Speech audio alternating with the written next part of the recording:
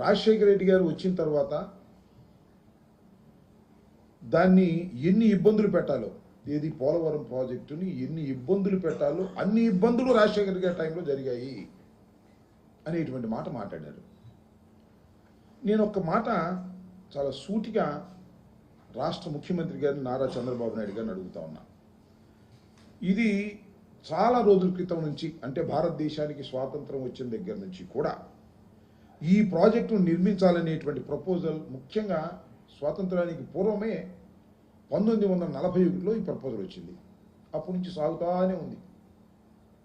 అంజీ గారు వచ్చి దీన్ని 15/5/1981 ఆయన ఫౌండేషన్ వేశారు. ఉన్న రాయి మాత్రమే ఫౌండేషన్ వేశారు. దాన్ని ఏం పట్టించుకోలేదు. చంద్రబాబు నాయుడు గారు వాళ్ళు చెప్తున్నారు కదా, ఇది జీవనాడి, ఇది వెన్నెముక, నదుల అనుసంధానానికి ఇది చాలా ప్రధానమైంది.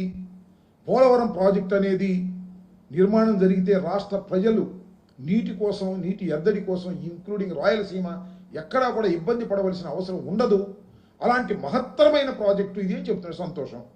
అయ్యే చంద్రబాబు నాయుడు గారు, మీరు రాజశేఖర రెడ్డి గారు వచ్చి ఫౌండేషన్ స్టోన్ వేసి పనులు ప్రారంభించేంత వరకు 2004 నవంబర్లో రాజశేఖర రెడ్డి గారు ఫౌండేషన్ వేశారు. కుడి ఎడమ కాలువలు తవ్వేటటువంటి ప్రయత్నం చేశారు.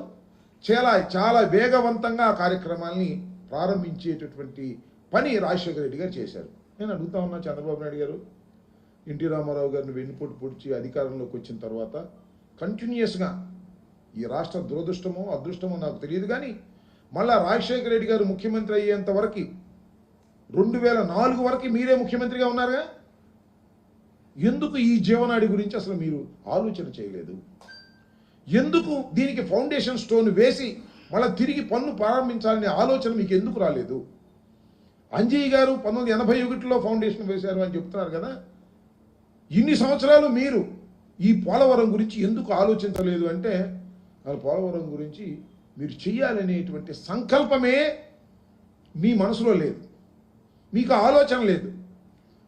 రాజశేఖర రెడ్డి గారు 2004లో అధికారంలోకి వచ్చిన తర్వాత ఏ విధంగా అయినా సరే ఈ పోలవరాన్ని పూర్తి చేయాలి, ఇది రాష్ట్రానికి కావలసినటువంటి ప్రాజెక్టు అనేటువంటి ఉద్దేశంతో పోలవరానికి శంకుస్థాపన చేసి రాష్ట్ర ప్రభుత్వమే సుమారుగా 4,000 కోట్ల రూపాయలు ఖర్చు పెట్టి కుడి ఎడమ కాలువలు తవ్వి, సరే దురదృష్టవశాత్తు రాజశేఖర రెడ్డి గారు మరణించడం జరిగింది.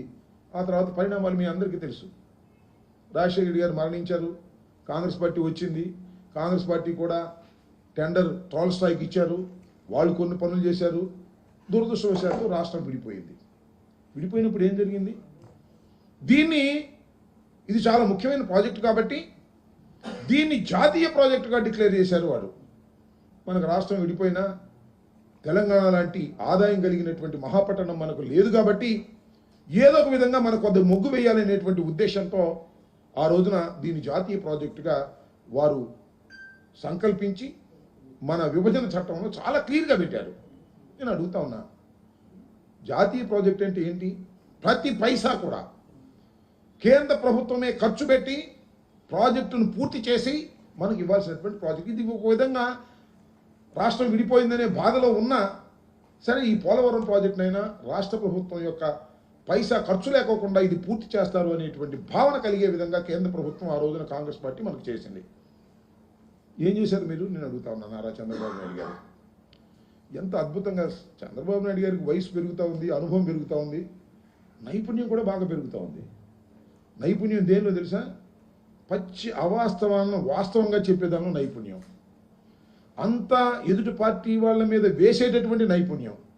చేయని పనిని కూడా తానే చేశాను, అసలు ఈ పోలవరం ప్రాజెక్ట్ అనేది తన కలల పంట అనేటువంటి పద్ధతుల్లో ఒక నైపుణ్యతతో కూడినటువంటి అసత్యాలను మైక్ ముందు, అసెంబ్లీ ముందు చెప్పేటటువంటి నైపుణ్యత ఆయన పెరుగుతూ ఉంది. నేను అడుగుతా ఉన్నా, చంద్రబాబు నాయుడు గారు కేంద్రం కట్టవలసినటువంటి ప్రాజెక్ట్ ఇది ఇవాళ కాదు. నేను జనవనరుల శాఖ మంత్రిగా పనిచేసినప్పుడు కూడా అడిగా, నేను కేంద్ర ప్రభుత్వం కట్టవలసినటువంటి ప్రాజెక్టుని రాష్ట్ర ప్రభుత్వం ఎందుకు టేకప్ చేసింది? ప్రతి పైసా కూడా ల్యాండ్ ఎక్విజిషన్ దగ్గర నుంచి, R&R దగ్గర నుంచి అన్ని చేసి నీటిని మన రాష్ట్రంలో ప్రవహింప చేసే విధంగా చేసి మనకి ఇవ్వాల్సినటువంటి ప్రాజెక్టుని తగుదనమ్మా అని మీరు వెళ్ళి మేం కడతాం అని మీరు తెచ్చుకున్నారు. అది ఒక చరితాత్మకమైన తప్పిదం. ఇవాళ పోలవరం ప్రాజెక్టు ఈ స్థితికి రావడానికి ఒక చరితాత్మకమైన తప్పిదం. దాంతోపాటు ఇంకొక చిత్రం ఏంటంటే 13, 14 చంద్రబాబు నాయుడు గారు ఈ నిర్ణయం తీసుకున్న ఏమిటంటే ఇప్పుడంటే 16వ సంవత్సరంలో 2016లో ఏమని నిర్ణయం చేశారంటే 13, 14 సంవత్సరాల్లో ఉన్న రేట్ల ప్రకారమే మేము పూర్తి చేస్తామని. ఎందుకంత బాధ నాకు అర్థం కాల. రాష్ట్ర ప్రభుత్వానికి పని లేదా?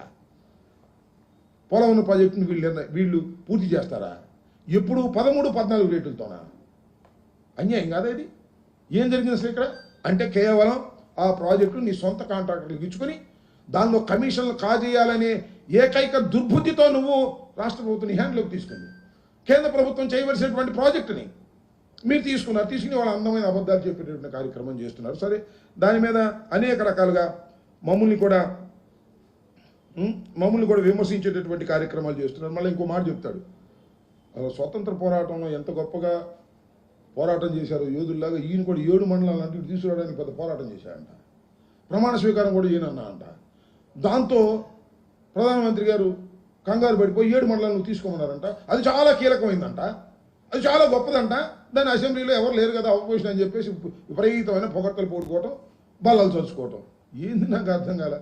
ప్రాజెక్టుని జాతీయ ప్రాజెక్టుగా చేసిన తర్వాత ఆ 7 మండలాలు ముప్పుకు గురై మన కలపాలనేది చట్టంలో ఉందే.